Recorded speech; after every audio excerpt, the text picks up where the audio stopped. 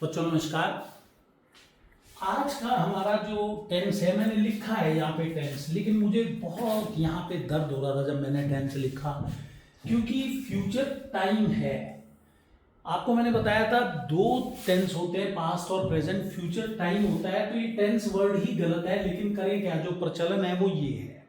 तो future time में indefinite क्या है, आस्पेक्ट है। देखिए, इसको हम सिंपल फ्यूचर भी बोलते हैं। ये किन एक्शंस के बारे में बताता है, वो एक्शन जो अभी हुए हैं, जो अभी होने वाले हैं। कहाँ होने वाले हैं, फ्यूचर में होने वाले हैं। It is form by using the auxiliary verb will और shall followed by the base form of the verb. यानी कि आप किसका इस्तेमाल करेंगे, शैल का और विल का, और साथ में वर्ब की फर्स्ट फॉर्म का इस्तेमाल करेंगे। लेकिन बहुत बहुत कॉम्प्लिकेशंस हैं इसके अंदर, क्योंकि हम एक ही चीज को बहुत तरीके से कह सकते हैं। तो देखिए, future simple is use to express what the speaker believe, hope, expect और फियर कि ये होगा।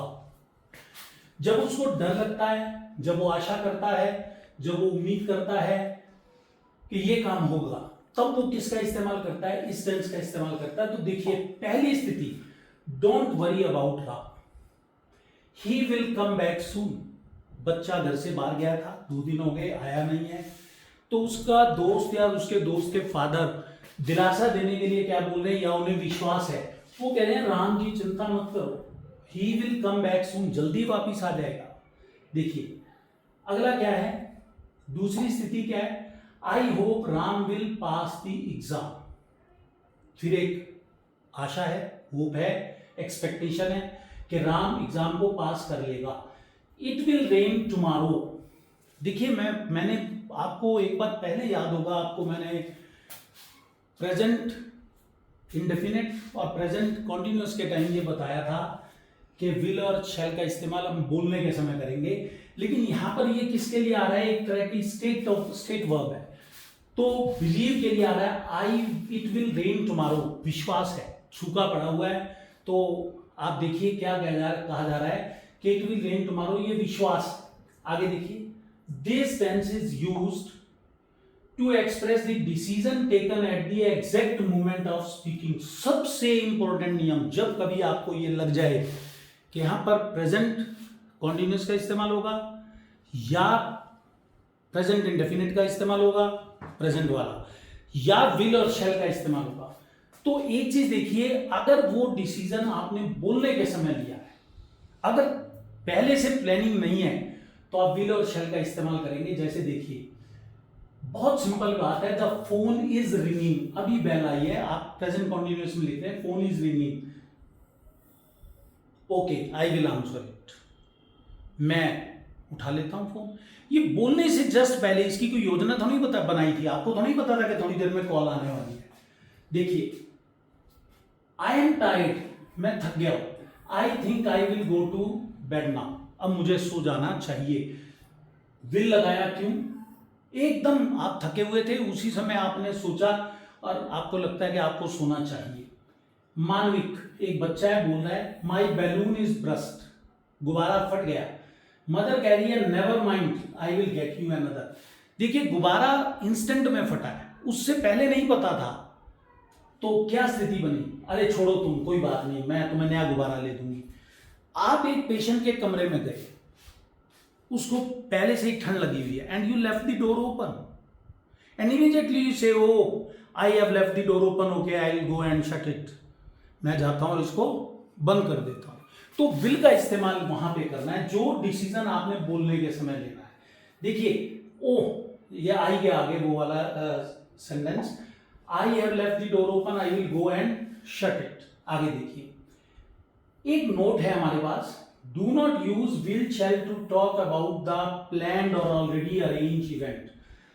जैसे इनकरेक्ट हो जाएगा अगर आप ये लिखते हैं I will fly to London next week. क्यों नेक्स्ट वीक आ गया, लंदन ऐसे ही तो नहीं जाया जाएगा, आप ट्रेन से जाने वाले नहीं हो, आपको हवाई जहाज की टिकट लेनी पड़ेगी, वीजा लेना पड़ेगा, पासपोर्ट आपके पास है, तो सारे अरेंजमेंट कर लिए हैं। तो इसका मतलब ये प्लान्ड इवेंट है, तो इसके लिए करेक्ट यूज क्या है, I am flying to London next week. तो देखिए इसको प्रेजेंट प्रोग्रेसिव में लिखना जरूरी है। आप इसके साथ विल और शैल का इस्तेमाल करेंगे तो ये गलत हो जाएगा। हालांकि अगर आप हिंदी में जोड़ेंगे गागेगी, मैं अगले हफ्ते दिल्ली लंदन जाऊंगा, तो बिल्कुल ठीक हो गया। आप तो कूदते हुए घर आ गए, ओहो पेपर ठीक हो गया, मेरा ये आंसर ठीक हो गया, लेकिन ठीक नहीं है, वो गलत है। देखिए this tense is standard way to communicate promise, threat and request. 3 चीजें याद रखिए, कोई वायदा कर रहे हैं, धमकी दे रहे हैं या रिक्वेस्ट कर रहे हैं। I will help you with your project. अब यहां पर विल का इस्तेमाल है तो फ्यूचर टाइम के लिए, लेकिन यहां पर क्या एक प्रॉमिस किया जा रहा है, स्टेटिव वर्ब आ गया, मैं तुम्हारी इस प्रोजेक्ट में मदद करूंगा। I will call the police if you don't leave. अगर तुम यहां से नहीं गए तो मैं पुलिस बुला लूंगा। ये बेसिकली थ्रेट है। वैसे तो बोलने के समय भी आप कह सकते हैं आपने डिसाइड किया। Will you open the door please, request है।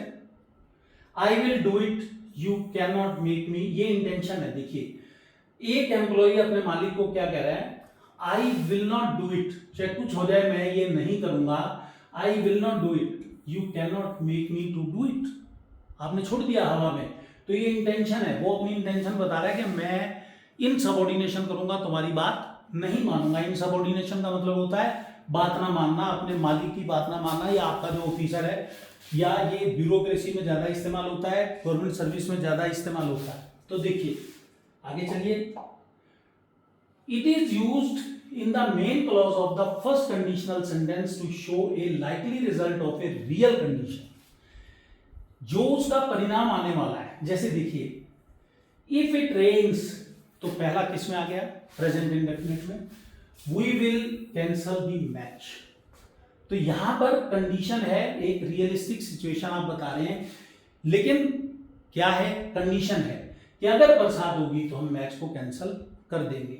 If you study hard you will pass the exam, if you drop it it will break.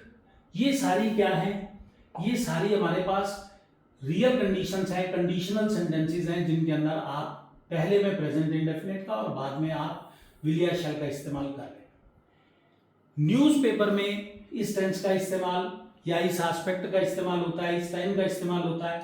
In newspaper for formal announcements of future event and for weather forecast. Radio पर weather forecast होता है, TV पर होता है, उनके लिए हम इसका इस्तेमाल करते हैं। The president will open the new stadium tomorrow.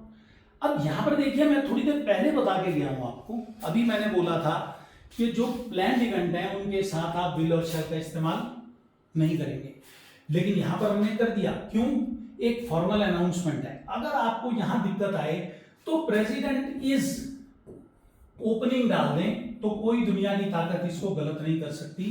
The president is opening, will open की जगह क्या डाल दिया, is opening the new stadium tomorrow.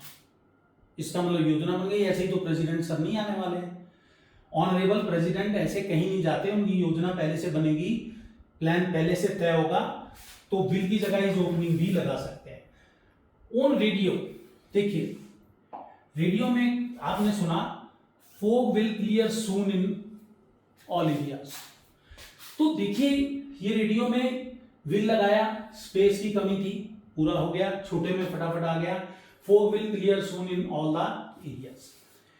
अब देखिए आगे चलिए, अब एक और बहुत अलग तरह की बात है। Note, do not confuse will with want, wish, would, like. Will can express wish to do something and a decision to do it. The following sentence I will help you merely express a wish और desire. ये कोई will future time वाला नहीं है, मैंने आपको पहले ही बताया है कि जैसे पहले कहा था कि I will help you in this project, तो I will help you merely express a wish और डिजायर, ये इच्छा है। It does not tell anything about future action. देखिए यहां पर आगे चलिए, अब ये भी एक बड़ी खतरनाक चीज है।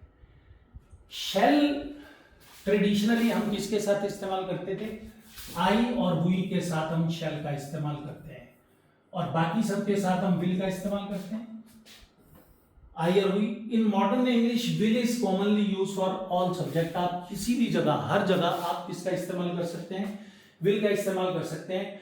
The use of shall is mostly restricted to legal language. सिर्फ कोर्ट की भाषा में शैल का इस्तेमाल रह गया है। जैसे यहां पर देखिए, शैल वी डांस, एक प्रपोजल है। The insured shall remain the sole owner of the vehicle, तो ये लीगल लैंग्वेज है। यहां पर इंश्योरेंस आपने करवाया है तो वो सोल ऑनर रहेगा। तो अब देखिए, विल और शैल के बारे में मैं आपको बता दूं कि कुछ ग्रामेरियंस हैं जिनके दिमाग की ये उपज थी, जिनको ये लगता था और शायद उनके ब्रेन में चल रहा था, भाषा लगातार इवॉल्व होती रहती है। तो ब्रिटिश इंग्लिश के अंदर आप हर जगह विल का इस्तेमाल कर सकते हैं। देखिए यहां पर मैं आपको बता दूं, हमारे पास दो स्थितियां हैं। एक ही एक पेपर है, पहले उसने किसका इस्तेमाल किया, I will have to live with it. देखिए, और दूसरी स्थिति में वही अखबार है, लेकिन सन क्या हो गया 1989, और यहां पर ईयर क्या है, यहां पर ईयर नहीं मेंशन है, ये और कोई साल है। दो अलग अलग आदमी है, दो अलग अलग इवेंट है, लेकिन बात सेम है, I shall have to live with it.